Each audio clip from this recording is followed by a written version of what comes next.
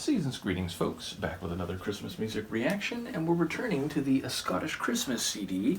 Folks who've been following my holiday reactions the last few years will be well aware this is a very significant CD in my own history of the Christmas season, starting in the mid-90s when I was a teenager and leading right up into the present. And you will also be aware that on my channel in the last few years, it has become a marker of the opening and conclusion of the holiday season and associated reactions.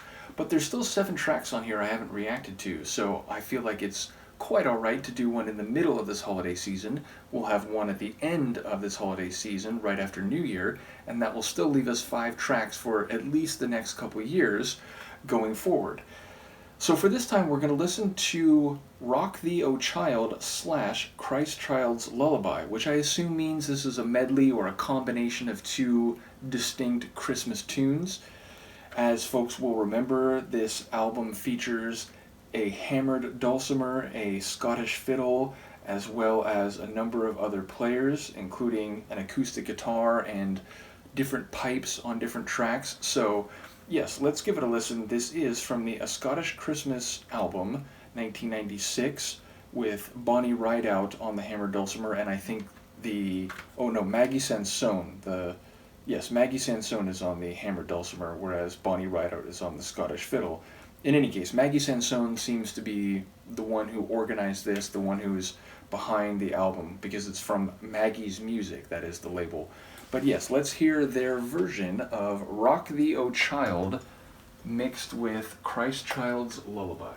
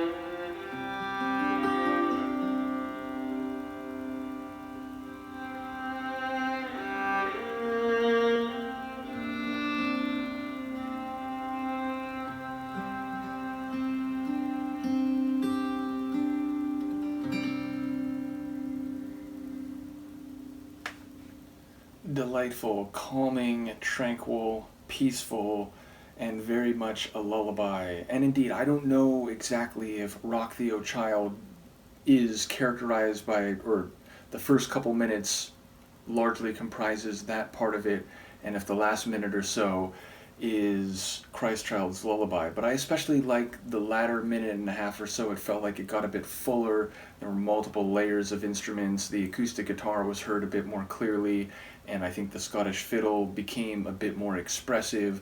But the dulcimer throughout and the lovely atmosphere of this tune, very soft, very delicate. One can imagine the child sleeping, and the tranquility of that scene was very much conveyed by the music. So it's a very sweet tune.